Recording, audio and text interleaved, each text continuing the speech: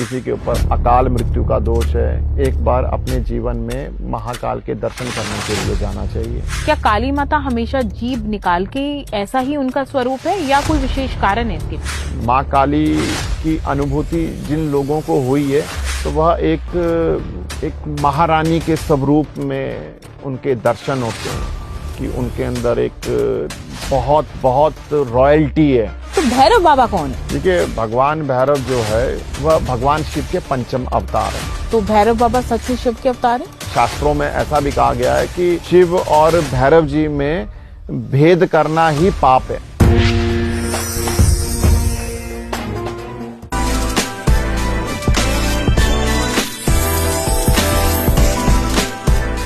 आपने अक्सर देखा होगा या सुना होगा कि महाकालेश्वर मंदिर में भगवान शिव का जो शिवलिंग है उस पे भस्म आरती की जाती है। इसके पीछे क्या राज है?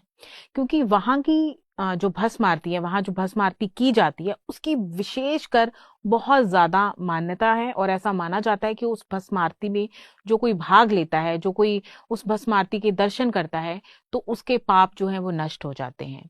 तो इन्हीं सभी बातों पे आज हम चर्चा करेंगे स्वामी सर्वेश्वरानंद भैरव जी से, और वो हमें बताएंगे कि भस्म आरती क्यों की जाती है भगवान शिव की और इसके पीछे क्या कारण है।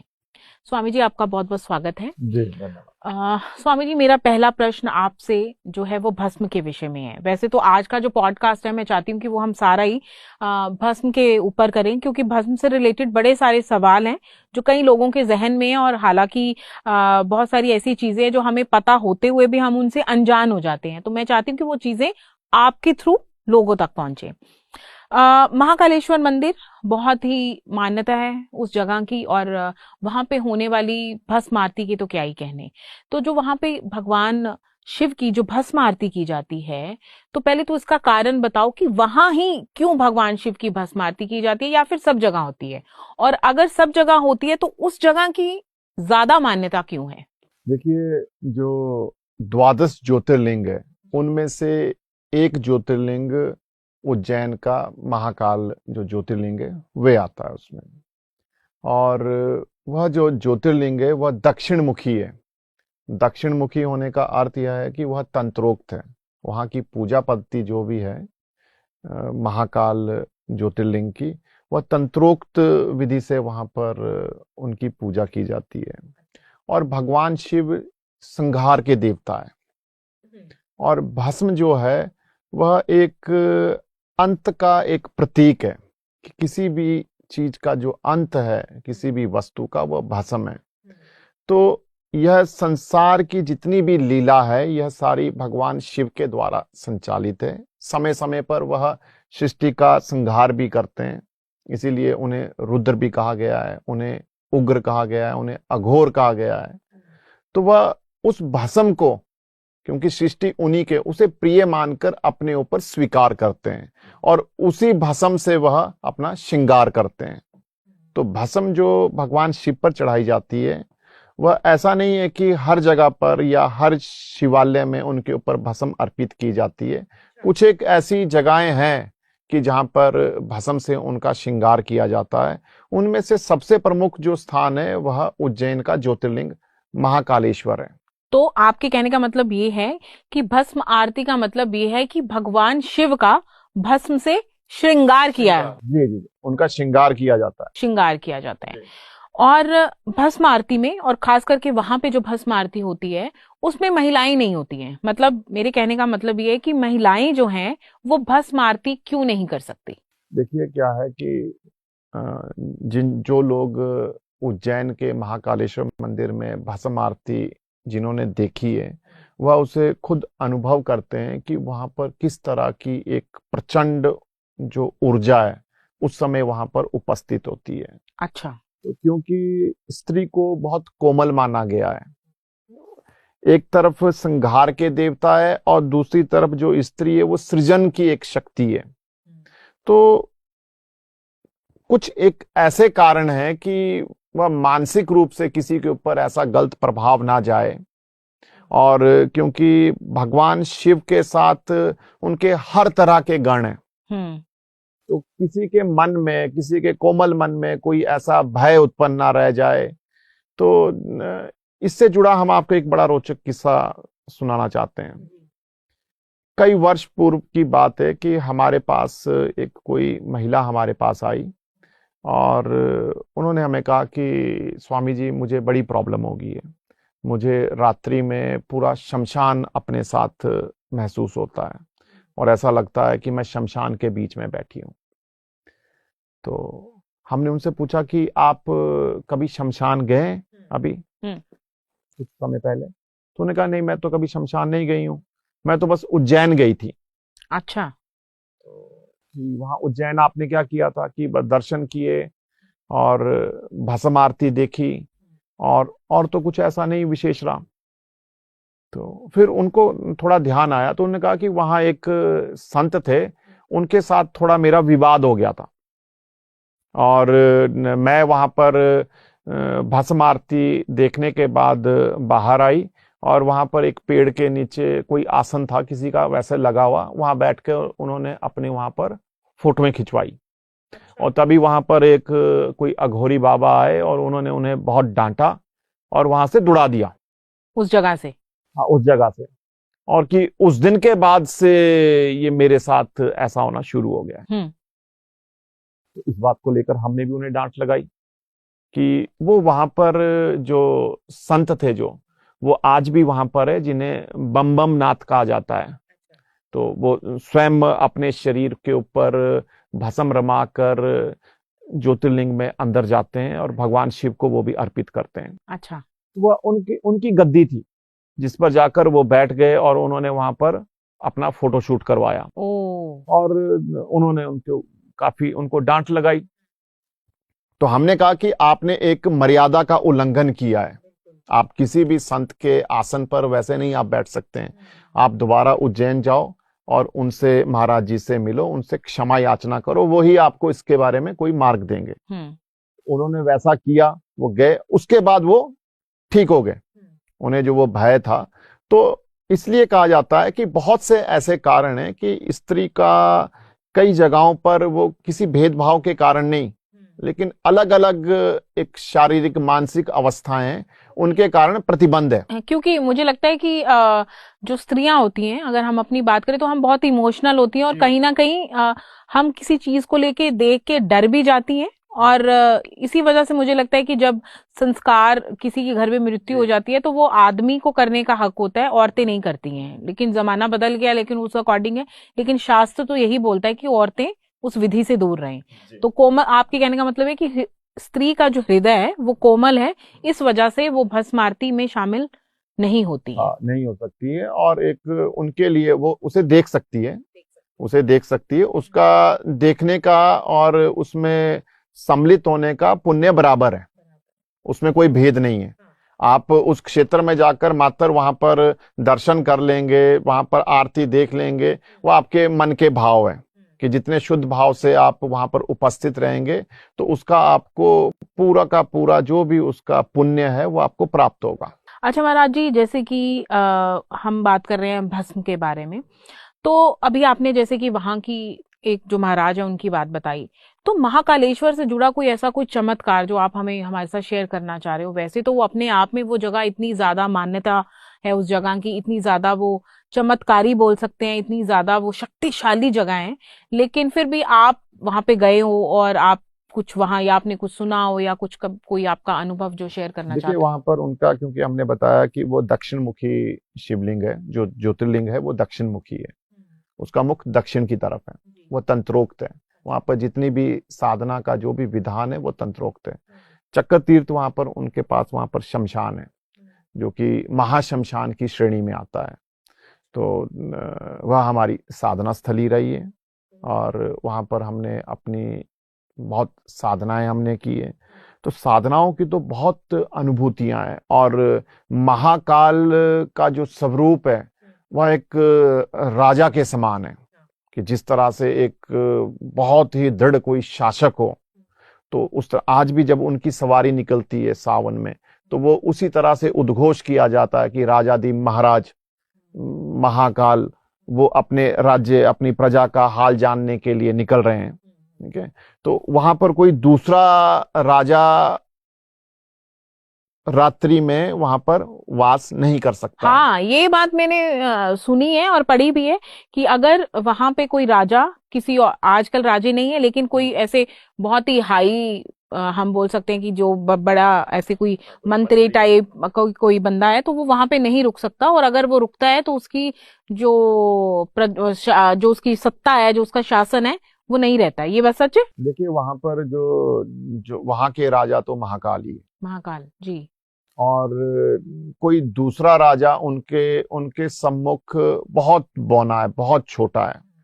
तो इसका एक दूसरा अर्थ यह भी है कि वो किसी का अभिमान स्वीकार नहीं करते हैं, कि कोई उनके उनके आगे या उनके गण ही स्वीकार नहीं करते हैं, कि एक तरफ इतना उनका विराट स्वरूप, और एक कोई छोटा सा मनुष्य आकर अगर अपने आप को यह कहे कि वो भी किसी राज्य का राजा है, तो वो एक कहीं ना कहीं उनका अनादर है। तो उन्हें सम्मान देने के लिए, और दूसरी तरफ से कि व्यक्ति के अंदर कोई किसी तरह का अहंकार ना रहे, उस भाव के रूप में किसी दूसरे राजा का वहां रुकना उचित नहीं है, और ना ही रुकते हैं। अच्छा, एक और बात मैंने वहां के बारे में सुनी थी, महाकाल के बारे में, कि वहां पे जो शादियां होती हैं उज्जैन में, और अगर कोई बारात का जो जाने का जो रास्ता है, वो अगर महाकालेश्वर मंदिर के आगे से कोई रास्ता पड़ रहा है, तो वो जो दूल्हा भी अगर घोड़ी पे बैठा हुआ है, तो वो उस समय पे अगर वो मंदिर के आगे से गुजर रहा है, तो वो दूल्हा भी उस घोड़ी से उतर जाए।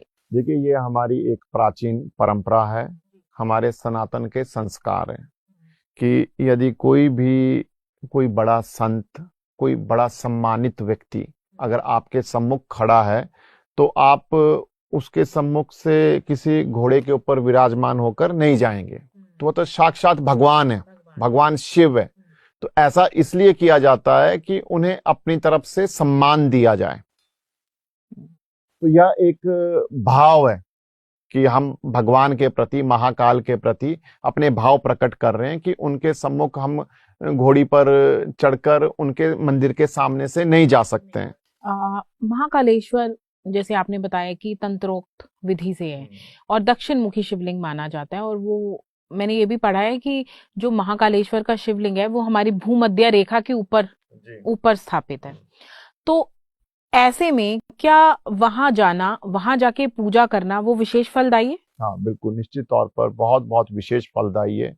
किसी के ऊपर काल सर्प दोष है, किसी के ऊपर अकाल मृत्यु का दोष है, किसी के ऊपर कोई तंत्र मंत्र बाधा या किसी भी तरह का अभिचार कर्म का दोष है, तो ऐसे लोगों को तो निश्चित तौर पर एक बार अपने जीवन में महाकाल के दर्शन करने के लिए जाना चाहिए।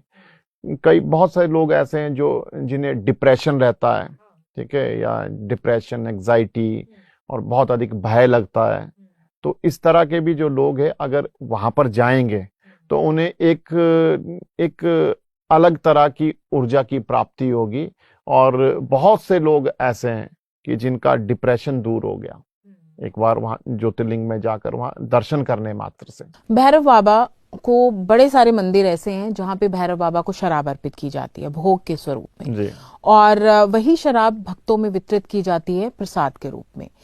तो क्या सच में भैरव बाबा को शराब का जो भोग है वो लगाया जाता है, और इसके पीछे क्या कहानी अगर ऐसा है तो? देखिए ऐसा है कि आज के समय में हम इसे शराब कहते हैं, और पूर्व के समय में इसे सोमरस या मधु कहा जाता था। मदिरा कहा जाता हाँ है। जी, हाँ। मधु, मदिरा या सोमरस, ठीक है। तो यह एक जड़ी बूटियों से तैयार किया गया द्रव्य है जिसमें ऊर्जा की बहुत अधिक मात्रा है, क्योंकि भैरव जी भी जो है, ठीक है, वो भी संहार के देवता है। ऐसा माना जाता है कि जब सृष्टि का संहार होता है तो उस समय भैरव जी नृत्य करते हैं, भगवान शिव तांडव करते हैं। अच्छा। तो शमशान के जो देवता माने गए वो भैरव जी माने गए। सभी भूत, प्रेत, यक्ष, गंधर्व, किन्नर, बेताल, जिन, जितनी भी इस तरह की शक्तियां, ऊर्जाएं हैं, ठीक है, वह सब भैरव जी के अधीन है। वह उनके प्रधान देवता है भैरव बाबा जी। तो उनके साथ बहुत सारी शक्तियां हैं, उनकी तृप्ति कुछ इसी तरह के तत्व से की जाती है। इसी तरह के तत्व से उनकी तृप्ति होती है। तो मदिरा को यहाँ पर एक तत्व के रूप में देखना चाहिए, ना कि किसी नशीली वस्तु के तौर पर देखना चाहिए कि इसमें भेद है, तो यह जानना आवश्यक है। तो उज्जैन में जो भैरव जी का जो स्थान है वहां पर तो उनका जो विग्रह है वो आज भी आप जाइए, ठीक है, उनके मुख के साथ वह पात्र लगाया जाता है और वो मदिरा गायब हो जाती है। हाँ, ये मैंने भी देखा है कि वो एक बर्तन लेते हैं जिसमें वो मदिरा या शराब जो भी है वो डालते हैं, भगवान के मुख की तरफ लेके जाते हैं, वो गायब हो जाती है और वो माना जाता है कि भैरव बाबा ने उसको ग्रहण कर लिया। जी। भक्त जो है वो सारा दिन आते हैं और अलग अलग तरह की अलग अलग चीजें उनको अर्पित करते हैं और वो ग्रहण करते हैं। वो हजारों लीटर प्रतिदिन चढ़ाई जाती है। हाँ, हजारों लीटर कहाँ चली जाती है। और आज तक इसके ऊपर कई तरह की रिसर्च भी की गई, तो कि शायद जमीन में कहीं, लेकिन भूमि में नीचे कहीं कोई मदिरा नहीं मिली और वह स्वयं भैरव जी ने उस मदिरा का, उस तत्व का, उस मधु का उन्होंने सेवन किया। वह सेवन करके ही वह अपना दंड धारण करते हैं और उसी दंड से दुष्टों का संहार करते हैं, उन्हें दंडित करते हैं। काशी में जो काल भैरव जी है वहां पर शासन काल का शासन नहीं है, वहां पर काल भैरव जी का शासन है, वहां पर यम का शासन नहीं है। वहां पर दंड देने की जो क्षमता है, वहां पर किसी भी अपराधी को दंडित करने की जो क्षमता है वह काल भैरव जी के पास है, इसलिए उन्हें काशी का कोतवाल कहा जाता है, काल भैरव जी को। जी जी, है ना? जी। ओके। अच्छा, तो जैसे कि अभी हम बात कर रहे हैं कि काल भैरव स्वयं वो उस मदिरा को ग्रहण कर लेते और वो आज तक पता ही नहीं वो कहाँ चली गई। जी। तो इसका मतलब भगवान भैरव बाबा जो है उज्जैन में जागृत रूप में वहां पे विराजमान है। भैरव जी का जहां कहीं भी स्थान है, अच्छा, जहां पर उनका एक विधि विधान से, जैसे उत्तराखंड में उनके कई स्थान हैं और हमारे देश में अलग अलग जगहों पर, नेपाल में उनके कई स्थान हैं, हमारा जो आश्रम है वहां पर काल भैरव जी स्थापित है, वहां पर भी उन्हें मदिरा अर्पित की जाती है। तो भैरव जी जिस जिस स्थान पर स्थापित है वहां पर वो सदैव ही जागृत अवस्था में रहते हैं। तो जो उनको जो मदिरा अर्पित की जाती है उसका लॉजिक आपने मुझे समझाया, लेकिन उस मदिरा को प्रसाद के रूप में भक्तों को वितरित किया जाता है। कहीं तो उसको प्रसाद के स्वरूप में ही लेते हैं, चलो थोड़ा सा जैसे जो भी है, लेकिन कहीं उसका गलत इस्तेमाल करते हैं। तो ये कहीं ना कहीं गलत है या सही है? देखिए, जो तो उसका गलत इस्तेमाल करते हैं वो तो निश्चित तौर पर गलत है, वो तो निश्चित तौर पर गलत है। अन्यथा वह एक देवता का प्रसाद है। वो प्रसाद इसीलिए दिया गया है कि उसे आप, जिस तरह से हम गंगा जल लेके आते हैं कि ठीक है, कि उस प्रसाद को आप थोड़ा सा अपनी जीवा पर स्पर्श कर लेंगे, ठीक है, वो तो देवता को अर्पित की गई वस्तु प्रसाद होती है, नैवेद्य होता है, कि जिसका भोग देवता को लगाया जा चुका है, उसे बहुत पवित्र माना जाता है। उसे फिर उसको आप मदिरा की संज्ञा नहीं दे सकते हैं कि ये शराब है, आप ऐसा नहीं कह सकते। अगर वो भगवान को चढ़ गई तो वह प्रसाद है, लेकिन वो प्रसाद इसलिए नहीं दिया गया है कि उससे कोई व्यक्ति नशा करे। जिस प्रकार हम गंगा जल का सिर्फ आचमन कर सकते हैं, जी। लेकिन गंगा जल का गिलास भर के कभी मैंने नहीं देखा कोई पीता और कोई पी सकता है। ऐसा भी नहीं है कि कोई किसी को प्यास लगी और गंगा जल का वो भर ले और पी ले, नहीं पी सकते, क्योंकि मेरे को लगता है हम उसको, पता नहीं, कुछ उसमें ऐसी एनर्जी है जिसको आप प्रसाद स्वरूप ही ग्रहण कर पाएंगे, उसको गिलास में भर के नहीं पी सकते। तो यही सेम विद भैरव बाबा है, अगर उनको हम मदिरा अर्पित करते हैं तो उसको प्रसाद स्वरूप ही ग्रहण करना चाहिए, ना कि उसका गलत उपयोग करना चाहिए। भैरव बाबा से जुड़ी एक और मेरे मन में एक बात ये है, जैसे कि अभी हम वैष्णो देवी की बात कर रहे थे। वैष्णो देवी में आपने मुझे बताया कि भैरव भगवान नहीं है, वो भैरव नाम के एक संत थे, एक तांत्रिक थे, जिसको माता ने वरदान दिया था। तो वैष्णो देवी में जैसे हर शक्तिपीठ पे अलग अलग भैरव विराजमान है, तो वहां पे भैरव भगवान क्यों नहीं है वैष्णो देवी में? जो 51 शक्तिपीठों में वैष्णो देवी नहीं आता है। तो वैष्णो देवी जो है वो अपने आप में एक बहुत बड़ा तीर्थ है, लेकिन 51 शक्तिपीठों में नहीं है। जी जी जी जी, बिल्कुल। तो इस वजह से वहां पे भैरव बाबा को कोई और रूप नहीं है, वहां पे वही वाले तांत्रिक हैं। जी। वैष्णो देवी के बारे में कुछ बताइए आप हमें, कि वहाँ कोई ऐसी एनर्जी या फिर कोई ऐसा चमत्कार जो आपको लगता हो वहां जाने से क्या हो सकता है, या हम क्या फील करेंगे वहां पे? देखिए, वैष्णो देवी इतने लाखों भक्त वहां पर जाते हैं, ठीक है, तो सबसे बड़ा चमत्कार तो यही है कि इतना जो जन का आकर्षण है वहां पर, वो क्यों है? तो वहां पर कोई ऊर्जा का कोई ऐसा शक्ति पुंज है जो सभी लोगों को खींचता है अपनी तरफ। और इतने लाखों करोड़ों लोग